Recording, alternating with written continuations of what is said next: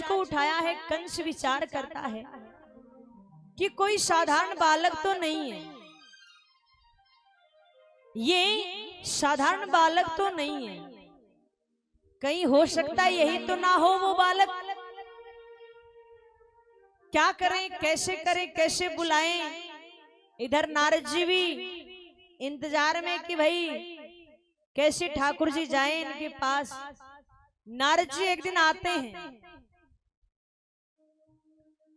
कंस के पास और आकर समझाते हैं कि देख, हर कार्य लड़ाई झगड़े से नहीं किया जाता है, लड़ाई झगड़े से नहीं होते, थोड़ा दिमाग भी लगाना पड़ता है। बोले तो गुरुजी आप बताइए क्या करें। तो कहा ऐसा करो, कोई ऐसा आयोजन करो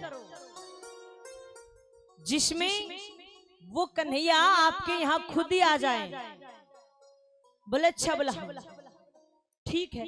नारद जी वहां से चले गए। अब कंस क्या करता है, अक्रूर जी को बुलाता है। अक्रूर जी को बुलाकर कहता है सुनो, एक बहुत बड़े मेले का आयोजन है, साथ में कुश्ती का भी आयोजन है, और मेला देखने के लिए वृंदावन में हमारे 2 भांजे हैं, उनको भी बुलाकर लाइए, बच्चे हैं, मेला देख जाएंगे। अब जैसे ये बात कही, अक्रूर जी मन में विचार करते हैं ये कोई अच्छा सोचने वाला तो है नहीं, हमेशा गलती करता है, पर जैसा इसका भाव, अगर ये कह रहा तो राजा का हुक्म है, जाना पड़ेगा। लेकिन मन में विचार करते हैं अक्रूर जी कि ये क्यों बुला रहा है उन बालकों को, ये शायद उनके साथ गलत करेगा, ये अच्छा नहीं कर सकता है। अब चल पड़ते हैं अक्रूर जी। मैंने पहले बताया कि ज्यादा दूरी नहीं है, मात्र 10-11 किलोमीटर की दूरी है। सुबह चले थे अक्रूर जी रथ लेकर, पैदल भी 2-3 घंटे में पहुंच जाओगे। शाम हो गई, सोचते सोचते रथ कहीं जा रहा, खुद कहीं चल रही, शाम हो गई कि क्यों बुला रहा है, क्या करेगा, कहीं मार ना दे, वो ना आए तो ही अच्छा है, वो आए ना, मैं जा रहा हूं, मेरे से पाप हो रहा, पर क्या करूं, राजा का हुक्म है, जाना पड़ेगा। ऐसे करते करते शाम हो गई। नंद बाबा के महल पहुंचे, और पहुंचे जैसे ही नंद बाबा ने कहा आइए, कैसे आना हुआ। कहा कुछ नहीं, बस वो बालक कहाँ है दोनों। बोला वो तो गैया चराने गए हैं। तो बोला वो आने के बाद ही बताऊंगा। जैसे ही दोनों आए, शाम का समय हुआ, नंद बाबा ने कहा सुनो बालक आ गए, बताइए क्या बात है। अक्रूर जी ने कहा सुनो, कंस ने बुलाया है, बहुत बड़े मेले का आयोजन किया है, कंस ने बुलाया है। यशोदा मैया ने सुना कंस ने बुलाया, क्यों, क्या काम है। बोला बहुत बड़ा यज्ञ भी है, साथ में मेले का आयोजन किया है, साथ में कुश्ती का भी कार्यक्रम रखा है। तो कहा वहां पर तो बड़े बड़े राजाओं का काम है, मेरे ये छोटे छोटे बालक वहां क्या करेंगे। लेकिन नंद बाबा ने कहा कोई बात नहीं, जाने दो, बालक है, घूम कर आ जाएंगे। आज ठाकुर जी विचार कर रहे हैं, मुझे मेरी कर्म भूमि पुकार रही, आज मुझे जाना पड़ेगा, मुझे मेरी कर्म भूमि पुकार रही है। महाराज यशोदा मैया आज बेसुध सी हो जाती है कि लाला जाएगा। आज अपने आप देखिए, इस लीला में प्रवेश करो उससे पहले आगे एक छोटी सी और भी लीला आएगी। इन दोनों लीलाओं में मैं प्रवेश कर रही हूँ, उससे पहले सभी को सावधान कर देना चाहूंगी कि इधर उधर से ध्यान हटाकर सावधानी से बैठकर इस लीला का दर्शन करें। इस लीला को कहा जाता है गोपी उद्धव संवाद, और ये लीला तभी समझ में आएगी जब बड़े ध्यान से भाव से आप सुनेंगे, वरना ये समझ नहीं आएगी। अब महाराज क्या होता है, आज यशोदा मैया को अपने आप अंदर से लग रहा है कि कन्हैया तो मेरे को छोड़कर जाएगा। ऐसा लग रहा मानो कि सब कुछ छीन कर ही कन्हैया जा रहा है। आज तो यशोदा मैया कुछ नहीं कर रही है, हर थोड़ा सा काम कर कर आ जाती है और कन्हैया को देखती है। भगवान कह रहे मैया क्या बात है, आप ऐसे क्यों देख रही हो? कि लाला आज तो मोह को देख लेने दे। आज तो लाला ऐसा मन कर रहा है कि मानो तू पता नहीं मेरे से कितना दूर चला जाएगा। लाला आज तो मोह को जी भर के देख लेने दे। ठाकुर जी ने कहा अरे मैया कैसी बात कर रही है? मैं ऐसे गया और ऐसे आया, मैया परसों आ जाऊंगा, चिंता मत कर। ठाकुर जी तैयार होकर बाहर जाते हैं, रथ में बैठते हैं। अक्रूर जी रथ लेकर आए थे मथुरा से, और अब तो सभी जगह खबर फैल गई कन्हैया जा रहा है, कन्हैया जा रहा है। सभी गोपियां बेसुध सी हो गई, आज तो कन्हैया जा रहा है। सभी गोपियों को ऐसा लग रहा है कि मानो उनके प्राण ही निकल गए हों। और गोपियां आपस में चर्चा करती है, सुन ऐसे तो कन्हैया को जाने नहीं देंगे, जीवित तो कन्हैया को जाने नहीं देंगे। एक गोपी कहती सुन, अरे कैसे रोकेंगे? शर्म लगेगी, लाज लगेगी, कैसे रोकेंगे उनको? एक गोपी कहती है लगने दे लाज, लगने दे शर्म, आज तो या तो वो हमें मारकर ही जाएगा, जीते जी हम उसको जाने नहीं देंगे। अब तो महाराज सभी गोपियां रास्ते में आकर लेट जाती हैं। जैसी ठाकुर जी रथ में बैठकर आगे चलते हैं, गोपियां लेटी हुई है रास्ते पर कि या तो ये रथ हमारे ऊपर से जाएगा, जीते जी हम कन्हैया को जाने नहीं देंगे। कन्हैया तुरंत नीचे उतरते हैं, समझाते हैं गोपियों को कि तुम कहोगी तो मैं नहीं जाऊंगा, लेकिन अगर मैं वहां नहीं जाऊंगा तो नहीं जाने से मुझे बड़ा कष्ट होगा, तकलीफ होगी। सभी गोपियां कहती अच्छा तुम्हें कष्ट होगा? कन्हैया हम कभी नहीं चाहती कि तुम्हें कोई तकलीफ हो, तुम्हें कोई कष्ट हो, हम कभी नहीं चाहती। अरे तू जा, लेकिन कन्हैया जल्दी आ जाना, क्योंकि तेरे बगैर ये वृंदावन वृंदावन सा नहीं लगता है। ये वृंदावन तेरे बगैर सुना सुना सा लगता है। कन्हैया तू जल्दी आ जाना। कन्हैया ने कहा हाँ मैं ऐसे गया और ऐसे आया, आप चिंता मत करना। थोड़े आगे बढ़ते हैं, आज तो मानो कि सब कुछ ही छिन गया हो, मानो किसी ने प्राण ही हर लिए हो। ऐसी निढाल अवस्था में एक गोपी बैठी है।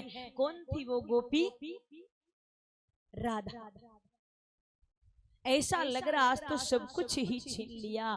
राधे को देखा ठाकुर जी ने, राधे जी के पास गए कन्हैया और कहा राधे तेरे को तो सब पता है मैं किस लिए आया हूँ, मेरे को क्या करना है आप इस कदर। राधे जी ने कहा मुझे सब पता है, मैं जाने से रोक नहीं रही हूँ, लेकिन मैं किसके सहारे रहूंगी आपके जाने के बाद, ये तो बताइए। ठाकुर जी अपने प्राण प्रिय जो कि सोते वक्त भी अपने आप से दूर नहीं करते थे, क्या है वो है बांसुरी।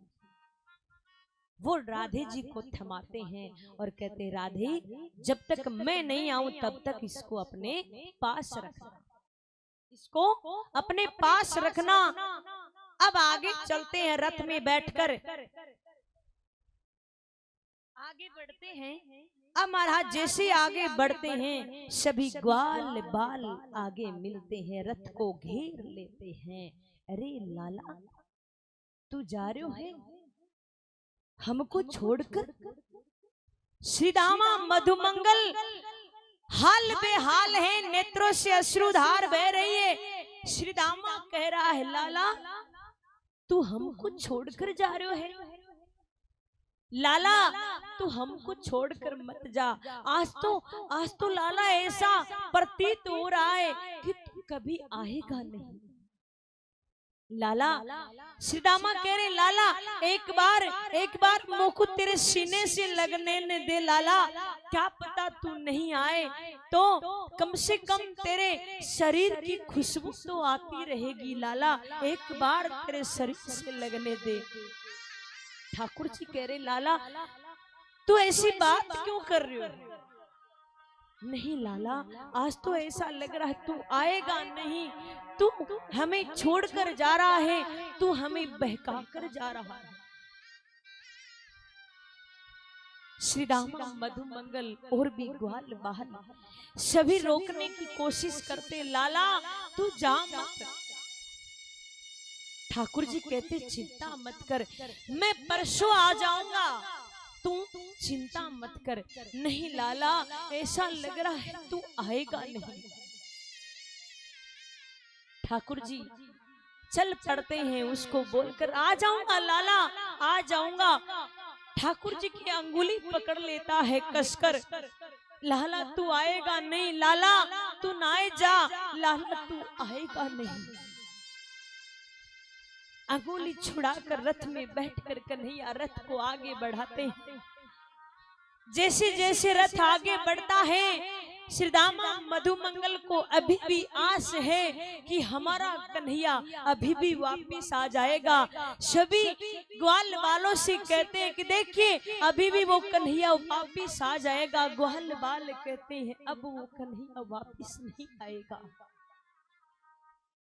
बैठ जाता है उसी रास्ते पर मधुमंगल और रथ को देखता जा रहा है। जब तक वो रथ दिखने से वंचित है तब तक वो देखता रहता है। ऊपर झंडा दिखाई दे रहा, मेरा लाला लौट कर आ जाएगा। जब वो झंडा भी दिखाई देना बंद हो जाता है, सभी ग्वाल बाल कहते हैं लाला अब नहीं आएगा। सीदामा अब लाला नहीं आएगा, कहीं नहीं जाता है, रास्ते पर बैठा रहता है। देर रात्रि हो जाती है, सभी पकड़कर उसके घर लेकर जाते हैं। आज तो सबको ऐसे लग रहा है मानो कि सबके प्राण ही लिए हो। जैसे ही मथुरा में प्रवेश करते हैं ठाकुर जी, कुछ ग्वाल बाल उनके साथ हैं।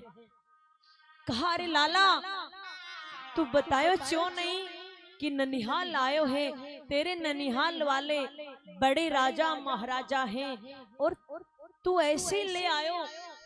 रथ से नीचे उतर जाते हैं, सभी से पूछते हैं क्या चाहिए।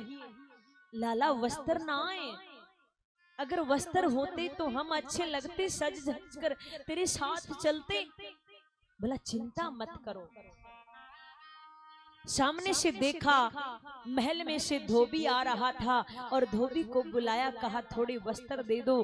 धोबी ने कहा तुम्हें मालूम नहीं है मैं किसका धोबी हूँ, तुम्हारी मृत्यु नजदीक है क्या? ठाकुर जी ने कहा अच्छा तू धोबी है, तेरा तो इंतजार राम जन्म से हो रहा है।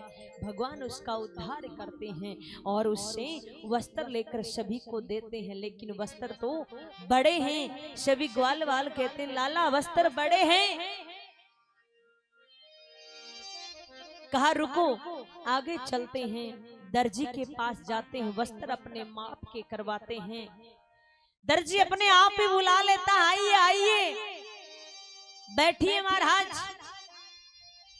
देखिए नेता लोग जो होते हैं ना, उनको पहले ही पता लग जाता है कि अब हार होने वाली है कि जीत होने वाली है, और वो उसी पक्ष में चले जाते हैं।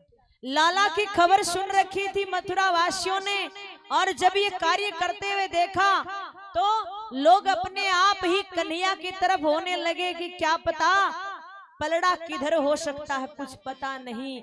दर्जी ने बुलाया, वस्त्र उनके माप के किए। अब कहा अब क्या चाहिए? सभी ने कहा अब तो लाला नेक माला मिल जाती तो ठीक रहता। माली के पास जाते हैं, माला दिलाते हैं। अब कहा अब और क्या चाहिए? वो लाला नेक चंदन मिल जाता तो अच्छा रहता। एक सामने से एक स्त्री 3 जगह से टेढ़ी चंदन का कटोरा लेकर दिखाई देती है। भगवान पीछे से पुकारते हैं, अरे ओ सुंदरी, थोड़ा सा चंदन हमें भी देकर जाइयो। जैसी सुंदरी कहा, विचार करती है, आज तक किसी ने सुंदरी नहीं कहा। कौन है? पास आती है, कहती है, सुनो, चंदन देऊंगी नहीं, चंदन मेरे हाथों से लगाऊंगी। और जैसे वो चंदन लगाने लगती है, ठाकुर जी थोड़े लंबे हैं। अच्छा, वो कौन थी? वो स्त्री कौन थी? कुब्जा। ठाकुर जी को लगा रही, पहुंच नहीं पा रही। ठाकुर जी क्या करते हैं, एक पांव अपना उसके पांव पे रखते हैं और उसका एक हाथ पकड़ते हैं, जोर से झटका लगाते हैं और वो सुंदर सी स्त्री बन जाती है। अब सबको चंदन लगाती है, सब चंदन लगवा कर ग्वाल वालों को कहते हैं, ऐसा करो तुम यहाँ थोड़ा घूमो, हम जरूरी कार्य से आए हैं, वो कार्य कर कर आते हैं। और कंस के महल की ओर चलते हैं।